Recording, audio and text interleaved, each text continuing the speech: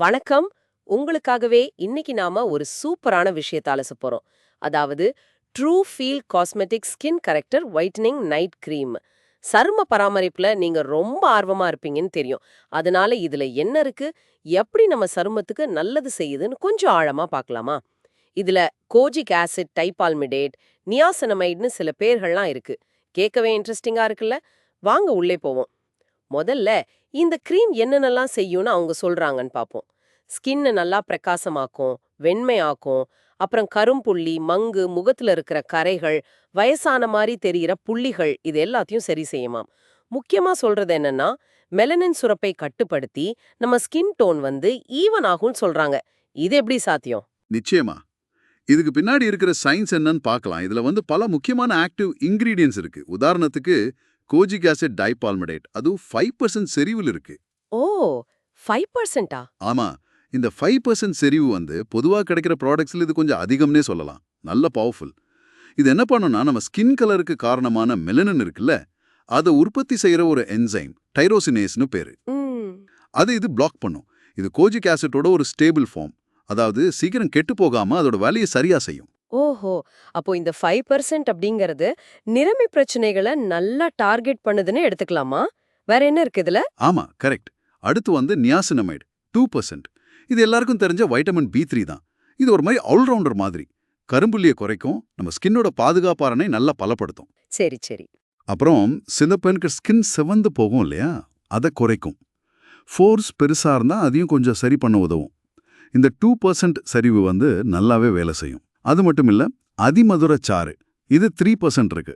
அதிமதுரமா? ஆமா, லைகோரஸ் எக்ஸ்ட்ராக்ட். இதுல கிளாபெரியன்னு ஒரு பொருள் இருக்கு.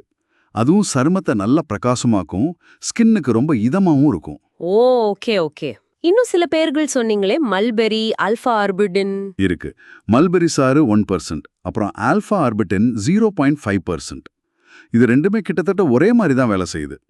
அந்த டைரோசினேஸ் என்சைமை தடுத்து ஸ்கின்னை பிரைட்டாக்கி கலரை சீராக்க ஹெல்ப் பண்ணும். ஆல்ஃபா ஆர்பிட்டின் ஹைட்ரோகுயினான்னு ஒன்று இருக்கு. அதுக்கு ஒரு பாதுகாப்பான மாற்றுன்னு கூட சொல்லுவாங்க. கடைசியா சோடியம் ஆஸ்கார்பில் பாஸ்பேட். சிம்பிளா சொல்லணும்னா வைட்டமின் சியோட ஒரு ஸ்டேபிள் ஃபார்ம். ஓ, ஸ்டேபிள் ஃபார்மா? அப்படின்னா கிடையாது. ஸ்கின்ல நல்லா அப்சர்வ் ஆகி அதோட வேலையை திறமையா செய்யும். இது ஒரு நல்ல ஆன்டி ஆக்சிடென்ட் வேற. பரவாயில்லையே, இத்தனை பிரகாசமாக்கும் பொருட்கள் இருக்கு. ஆனா இதெல்லாம் போட்ட ஸ்கின் ரொம்ப ட்ரை ஆகிடாதா? அதுக்கு ஏதாவது பண்ணிருக்காங்களா? நல்ல கேள்வி கேட்டீங்க. அதையும் யோசிச்சு தான் ஃபார்முலேட் பண்ணிருக்காங்க. இத்தனை பிரகாசமூட்டும் பொருட்கள் இருந்தாலும் ஸ்கின் வறண்டு போகாம இருக்க கிளிசரின் அப்புறம் கற்றாழை சாறு சேர்த்திருக்காங்க.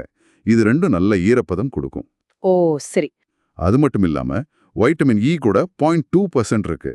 அதுவும் ஈரப்பதம் கொடுக்கும், ஆன்டி ஆக்சிடென்ட்டாவும் வேலை செய்யும். நாம முதல்ல பேசின நியாசினமைடும் ஸ்கின்னோட பாதுகாப்புக்கு உதவும். ஆக ஒரு பக்கம் பிரைட் ஆக்கும்போது இன்னொரு பக்கம் ஸ்கின்னை சாஃப்டா ஈரப்பதத்தோட வைக்கவும் முயற்சி பண்ணுது. இதுல பாரபன், சிலிகான், மினரல் ஆயில் இதெல்லாம் இல்லைன்னு சொல்றாங்க. அதுவும் நல்லது தானே. அப்புறம் ஐஎஸ்ஓ ஜிஎம்பி சர்டிஃபிகேஷன் கூட இருக்காம். அந்த ஜிஎம்பின்னா என்ன? ஆமா, பாரபன், சிலிகான், மினரல் ஆயில் இல்லாம இருக்கிறது பெரிய பிளஸ். ஜிஎம்பி சர்டிஃபிகேஷன்னா குட் மேனுஃபேக்சரிங் பிராக்டிசஸ். அதாவது இந்த கிரீம் ரொம்ப தரக்கட்டுப்பாடோட சுத்தமான முறையில் தயாரிக்கப்பட்டது அப்படின்னு அர்த்தம். இது ப்ராடக்டோட குவாலிட்டிக்கும் சேஃப்டிக்கும் ஒரு கேரண்டி மாதிரி. ஓ, அப்போ நம்பி வாங்கலாம்.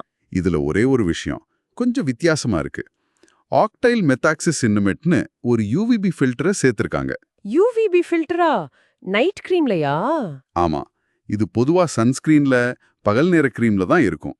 ஒருவேளை இந்த கிரீம் ஃபார்முலாவோட நிலைப்புத்தன்மைக்காக, அதாவது ஸ்டெபிலிட்டிக்காக சேர்த்திருக்கலாம். மத்தபடி ராத்திரி தூங்கும்போது இது வெயில்ல இருந்து பாதுகாக்காது. ஓ, ஓகே, ஓகே, அது புரியுது. அப்போ இந்த கிரீமை எப்படி யூஸ் பண்ணணும்னு சொல்றாங்க? ரொம்ப சிம்பிள். ஒரு பட்டாணி சைஸ் அளவுக்கு எடுத்தா போதும். அதை முகம், கழுத்துல சின்ன சின்ன டாட்ஸா வச்சுட்டு மெதுவா மசாஜ் செய்யணும். ஸ்கின் உள்ள இழுத்துக்கிற வாய்க்கும். நைட்டு தூங்க போறதுக்கு முன்னாடி யூஸ் பண்ணா பெஸ்ட் ரிசல்ட் கிடைக்கும்னு சொல்றாங்க. சரி. ஆஹா, மொத்தத்துல பார்த்தா இது ஒரு நைட் கிரீம். மெயினா கரும்புள்ளி, மங்கு மாதிரி நிறமி பிரச்சனைகளை சரி செய்ய பலவிதமான பிரைட்னிங் இன்கிரீடியன்ஸ் இருக்கு. கூடவே ஸ்கின்னை ஈரப்பதமா வச்சுக்கிறதுக்கும் பொருட்கள் சேர்த்திருக்காங்க. சரியா? ரொம்ப சரியா சொன்னீங்க.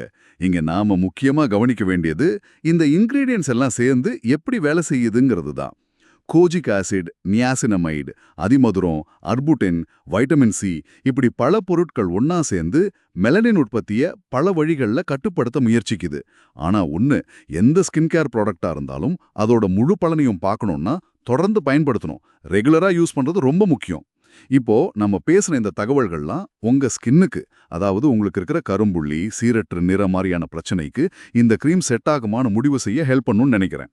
நீங்க சொன்னதெல்லாம் வச்சு யோசிக்கும்போது எனக்கும் ஒரு கேள்வி வருது, உங்களுக்கும் வரோமே.